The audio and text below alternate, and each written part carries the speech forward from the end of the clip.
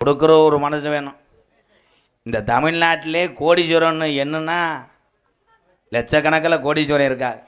அந்த கோடீஸ்வரன் பூரா நினச்சிட்டு அந்த உலகத்தில் இந்த தமிழகத்தில் யாரும் ஏழை அல்ல, யாரும் அனாதை இல்லை.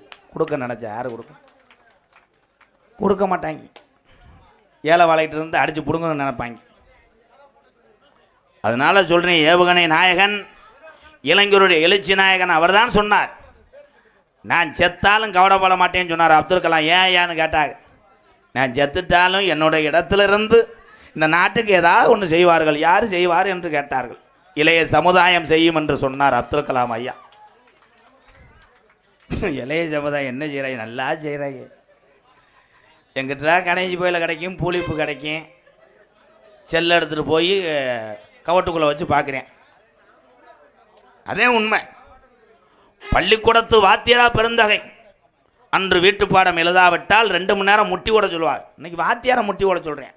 நீ முட்டி ஓடுறியா இல்லை 7 பேரை வச்சு நீ வெட்டுக்கொள்ளவான்? வாத்தியார் என்பவர் யார்? பெற்ற தாய் தகப்பன் சொல்லை கேட்க முடியாமல் அங்கே ஒன்று தாய் தகப்பனாக சேர்த்து விடுகிறார்கள் ஆசிரியர் பெருந்தகையிடம். அவர் பாடம் சொல்லி கொடுக்கும்போது குருநாதரை மதிக்காத எந்த மாணவனும் உயரத்துக்கு வர முடியாது. இதான் உண்மை. ஒரு டைலாக்கு ஒரு 100 ரூபா. கோவிஞ்சம்பட்டி 11 ஸ்டார் பாய்ஸ் சார்பாக ரூபாய் 101. இங்க இருக்க தம்பிகள் எல்லாம் அப்துல் கலாம் ஐயா என்னப்பா கண்டுபிடிச்சாரு? ராக்கெட்டு கிடையாது, ரங்கு சக்கரமும் புசுவானமும். ராக்கெட்டாம் அப்படி சொல்லக்கூடாது. ஏவுகணையை கண்டுபிடித்தார். ஏவுகணை. ஆனா உலக நாடு உர இன்னைக்கு பயப்படுதுன்னா எதுக்காக? ஏவுகணை. அப்படி சொல்லு சிங்கா. சூப்பர் சூப்பர், எப்படியே அடிச்சு விட்டுருக்காங்க புலவரில். அதே மாதிரி பெண்கள் தாய்மார்கள்லாம் பிள்ளையை சோறு ஊட்டி வளர்க்கும் போது இப்படி வாடா அப்படி வாடான்னு சொல்லணும். எப்படி சொல்ற? தொங்காசு கிடையாது, விளக்கமாறு. நான் என்ன சொல்லிக்கிட்டு இருக்கேன், இவங்க என்ன சொல்லிக்கிட்டு இருக்காங்க? ஒவ்வொரு தாயும் சோத்தை பிணைஞ்சு பிள்ளைகிட்ட வளைக்கும் போது நீ பெரிய லெவலில் அறிவாளியை வரணும் தங்கம். அப்துல் கலாம் ஐயா காமிச்சு வளர்க்கணும். பெரிய பெரிய கலெக்டர் இருப்பாங்க, அவங்கள பார்த்து பிள்ளைய பார்த்து வளர்க்கணும். அது எங்கே வளர்க்குற? சோறை ஊட்டிக்கிட்டே புருஷனை சொல்லி வளர்க்குற. சோறு வாங்கிக்க, அவன் வேணாம் இந்த அவங்க அப்பையும் பூச்சாண்டி வர்றேன் பிடிச்சி கொடுத்துருவேன். புருஷன் உங்களுக்கு பூச்சாண்டியாக போயிட்டேன். நீ பூச்சாண்டி மாதிரி தானே வர்ற. இது என்ன சின்ன பையன் கூட வெறுதாக இருக்கேன், நீ சொற்றை போட்டு வர்ற. அப்போ அடிப்புலாங்க மைசெட்டு உண்மையிலேயே செல்வம். உள்ளூர் தானப்பு கைதட்டு விடுவா. சூப்பர் செல்வம், நீ 100 வருஷத்துக்கு நல்லா இருக்கணும். 2 தடவை சொல்றேன்னா ஒரு 100 ரூபா கூட தர மாட்டேன். என்ன ப்ரோ ஃபைனான்ஸ் டைட் ஆயிடுச்சா? எஸ்பி சரண்யா டிரான்ஸ்போர்ட் ஆணையூர் சார்பாக ரூபாய் ஆனைவாளி ரூபாய் 255 ரூபாய். அது என்ன கணக்குதா? மசாலா சாமான் வாங்குறதுக்கா? மசாலா சாமான் ஆத்தா அம்மியில் வச்சு அரைங்க. ஏன் அன்றைய காலத்தில் அம்மியில் வச்சு அரைச்சாக தெரியுமா? அதுதான் உங்களுக்கு உடல் பயிற்சி. அப்படி அம்மியில் வச்சு கரைச்சா அரைக்கணும். அரைச்சா இப்படி பறக்கும். இது எல்லாம் நாய்க்குட்டியா கரடி?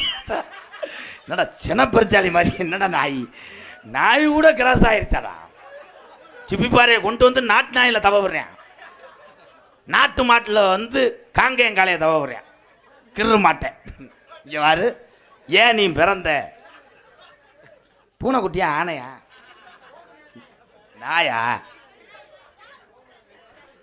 நன்றி உள்ள ஜீவன் நாய். இந்த நாய்க்கு இன்னொரு பேர் இருக்கு, பைரவர். அது சாமி. இந்த நாய்க்கு பேசும் திறமை இருந்ததாம் ஆதி காலத்தில். அப்போ மனிதனுடைய உயிரை பிடிக்கக்கூடிய வேலையை கொடுத்தா சிவபெருமான் யமதர்மனுக்கு. அப்படி வரும்போது வீட்டுக்காரன்ட்ட போய் நாய் லவ்னு கொலை சொல்லி கொடுத்துருமா. மரியாதையை கட்டில் மடக்கிட்டு காட்டுக்குள்ளே ஓடிடுறா. எமை வெதரை பிடிச்சி இழுக்க போறியான்ட்டு. அப்போ காட்டி கொடுத்தோடனே சிவபெருமான்கிட்ட போய் இந்த எமை, மிஸ்டர் சிவபெருமான், வாட் எமா, ஒன்றுமே செய்ய முடியல உமா. உடனே கேட்டார், என்ன யமன் இவ்வளோ ஹார்ட் ஒர்க்கு? வாட்? அங்கே டாக் உயிரை பிடிக்க விட மாட்டேங்குது, லோன்னு குலைக்குது. அப்படியா பேச சொல்லிக்கிறது? பேச விடாமல் ஆகட்டும் என்று சிவபெருமான் அன்று சொன்னதுனால தான் நாய் பேசாது, மற்ற எல்லா நன்றியும் அதுகிட்ட இருக்கும். கவனிச்சு பார்த்தீங்களா? 10 வருஷம் கழிச்சு நீ வா, நாய் உன்னை பார்த்தவொடனே ஓடியாந்து வாலாட்டிட்டு கொண்டு வந்து அப்படியே நக்கிக்கிட்டே தெரியும். ஏன் குலைக்குது? அதனுடைய ரிங்டோன் அப்படி வச்சிருக்கேன். வேணா ரிமோட்டை வச்சு மாற்றி விடுறியா? அதிசய பூலாக்கா. ஏன் குலைக்குதுன்னா நாளையிலேருந்து உறிஞ்ச சொல்கிறேன், குலைக்கும். அதான் நாய். ஆனால் 10 வருஷம் கழிச்சு அவ வந்தால் கூட நாய் நன்றி மறக்காது. நீ 10 ரூபாய் இல்லாமல் ஒருவரிடம் பழக்க வைத்த என்றால் உன்னையே யாருது என்று தெரியாது என்றான். அதான் மனிதன். அப்பாடா, அந்த ஒரு இதுக்கு தான் ஒப்பி இருக்கு. ஒரு உள்ளையும் கைதட்டக்கூடாது. அதே மாதிரி மாலை போட வேண்டும். பக்தியோடு மாலை போட்டு எல்லாரும் நல்லா இருக்கணும், நம்ம குடும்பம் நல்லா இருக்கணும் போகக்கூடிய ஒவ்வொரு பக்தன், ஒவ்வொரு தமிழனுக்கும் இறைவன் உன் உள்ளத்திலேயும் உன் வீட்டிலையும் குடியிருப்பான். எந்த மாற்றம் கிடையாது. மாலை ஓடுற ஆளு ஓர அப்போ பெருமை மசருக்கு மாலை ஓடுறேன்.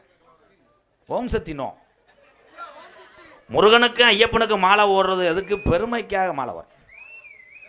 பெருமைக்கு போடக்கூடாது, பந்தாவுக்கு போடக்கூடாது. மாலை ஓட்டா சட்டைக்கு மேலே எடுத்து விட்டுக்கிறாங்க, அப்போதான் மாலை தெரியுமா. பக்தியோடு மாலை ஓட வேண்டும். மாலை ஓடுறதுக்கு இன்னைக்கு சில பேர் குடியன்னு பாட்ட மாலை ஓடுற. 40 நாள் தான், 48 நாள் ஐயப்பனுக்கு மாலை. அதோட மச்சான் இந்த மசுறு குடியை மறந்துடுவேன். மாலை ஓட்டுட்டு வீட்டுக்கு வந்து பஞ்சாமரம் கல்லுக்கண்டெல்லாம் எடுத்து கொடுத்துட்டு மாலையை கழட்டிட்டு கம்மாய்க்கு போய் குளிச்சுட்டு வரையும் போவேன். அங்கே 4 பேர் சேவக்கரியை வதக்கி வச்சுட்டு கோட்டரோடு உட்காந்துருப்பாங்க. இவன் குளித்தவனே சொல்லுவாங்க, அவ்வளோதான் மாலை கட்டியில் 2 போடு. அதோட நிறைய போதைய போட்டு வந்து பஞ்சாமரத்தை பிணைஞ்சு உருட்டிடுவேன். நான் தான் சொன்னேன், எல்லாரும் பார்த்துருப்பியே இன்ஸ்டாவிலெல்லாம். 1000 சத்தியம் பண்ணி 1008 கோயிலுக்கு நீ மாலை போட்டு பொண்டாட்டி தாலியில் அடித்து சத்தம் பண்ணி உன் பிள்ளைய போட்டு நங்குன்னு தாண்டி சுடத்தை 4 கிலோ பொருதி சத்தியம் பண்ணினாலும் குடியை நிப்பாட்ட முடியாது. உன் மனக்கட்டுப்பாடு ஒன்றுக்கே இந்த பாலா போன மதுவை நிப்பாட்ட முடியும். இதுதான் உண்மை. மனக்கட்டுப்பாடு அதே முடியும். அன்றைய காலத்தில் திருமணங்கள்லாம் புனிதமானது. 2 கீத்து தட்டி பிள்ளை வறந்துருச்சு, அது நல்லதுதான். பேபி கடவுள், குழந்தையும் கடவுள் ஒன்று. 2 கீத்து தட்டி கீழே விரிச்சு வச்சுருப்பாங்க. பாய்தான் இன்னைக்கு டேபிளை போட்டு நம்ம சாப்பிட்றோம். டேபிளுக்கு மேலே ஒரு பேப்பரை விரிக்கிறாங்க. புத்த தண்டியா உருட்டி விட்டேன். அன்னைக்கு ஒரு ஆள் உருட்டி விட்டேன், அடுப்பில் போய் விழுந்து எரிஞ்சிருச்சு. அப்பெல்லாம் பாயுதாப்பா. பாயை விரித்து உட்காந்து சாப்பிடும் போது கன்றாவேலாம் பார்க்கணும். அங்கேருந்து தண்ணியை போட்டு சாராயத்தை அடிச்சுட்டு சப்பலை ஒன்று வர்றவன் நெஞ்சுக்கு தூக்கி கட்டிட்டு முண்டை சட்டி ஓட்டிருக்க மாட்டேன். சாம்பாரை இங்கிட்டு ஊற்றிக்கிட்டு இருப்பியா, இங்கேருந்து ஆள் இப்படி பார்த்துட்டு என்னன்னே செவரொட்டியான்னு கேட்பேன். அவை ரொட்டியாது. ஸோ அதெல்லாம் வந்து அந்த காலம். அப்போல்லாம் கொக்கு கண்ணி வச்சா கூட மாட்டிக்கிட்டு ஓடிடுவாய். நீ நினச்சி பார்த்துருக்கேன், மனபடி பழுமாறி இருக்காங்க. அன்றைய காலத்தில் அப்படி இருந்துச்சு. அன்றைய காலத்தில் ஏது மேக்கப்பு? பொண்ணு மாப்பிள்ளை 2 பேரையும் பார்த்தா தேன்றாட்டு கொலையை கொட்டின மாதிரியே நிற்பாங்க. இருந்தா மாப்பிள்ளைக்கு அப்படியே கம்பளி பூச்சி மாதிரி மீசையை செதுக்கி அவர் இருந்தா பொண்ணு 2 பேரும் அப்படியே வட்டிக்கு வாங்கின மாதிரி நின்றாங்கன்னா அவங்க தான் பொண்ணு மாப்பிள்ளை. அந்த காலத்தில் அப்படியே தாலியை கட்டுவாங்க. கட்டினவனே ஒரு சிவப்பு ஒரு கம்பளி கொண்டு போய் மோட்ரு ரூமில் படுங்கடான்றாங்க. அவங்க மோட்டரை பூரா நைட்டு கலட்டி அவங்க மோட்ரு பீஸ் ஆகி வந்துடுவாங்க. இப்போ யார் பொண்ணு யார் மாப்பிள்ளையே தெரியல. பூராமே பூவை வச்சு ப்ரோ வச்சு லிப்டிக்கை போட்டு யாரை பார்த்தாலும் பொண்ணு மாதிரி தான் இருக்கேன். நீ தான் அந்த பொண்ணுன்னு அன்றைக்கி எங்கள் கிளவியை கூட்டு போயிருந்தேன் கல்யாணத்துக்கு. தெரியாமல் உங்களோட கையை காட்டிவிட்டேன். வாகடாச்சிட்டாய். டேய் அடிக்கக்கூடாது, ஒரு ரத்தத்தையும் விஜயகாந்த் ஐயா மாதிரி. எங்கள் கிளவியை கூட்டு போயிட்டு எங்கள் கிளவி போன உடனே ஆத்தா நீ தான் பொண்ணாத்தான் மாராஜியாக இருக்கணும் தான், அழகு வட்டவில்லை நீ தான் நான் பொண்ணு, எப்போ தாலி கட்டுறாங்கன்னு. அது உடனே சொல்லிச்சு, நான் பொண்ணு கிடையாதுமா, நான் பியூட்டி பார்லர்லேருந்து வந்திருக்கேன். யாரை பார்த்தாலும் மேக்கப். அதே மாதிரி ஒன்று மட்டும் சொல்கிறேன், உழைப்பை மட்டும் நம்புங்கள். யார் வந்தாலும் இதை செய்வார்கள். யாரை நம்பி நீ வாழாது. உன்னை நம்பி வாழ்ந்தாத்தான் உலகத்திலே நீ சாதிக்க முடியும், பொழைக்க முடியும். பெரியப்பன் இருக்காரு, காப்பாற்றிடுவார். சித்தப்பா இருக்காரு, மச்சா இருக்காரு, மெடிக்கல் வச்சுருக்காரு, இரும்பு கடை வச்சுருக்காரு, நம்ம பார்த்துக்கலாம் நினைக்காத.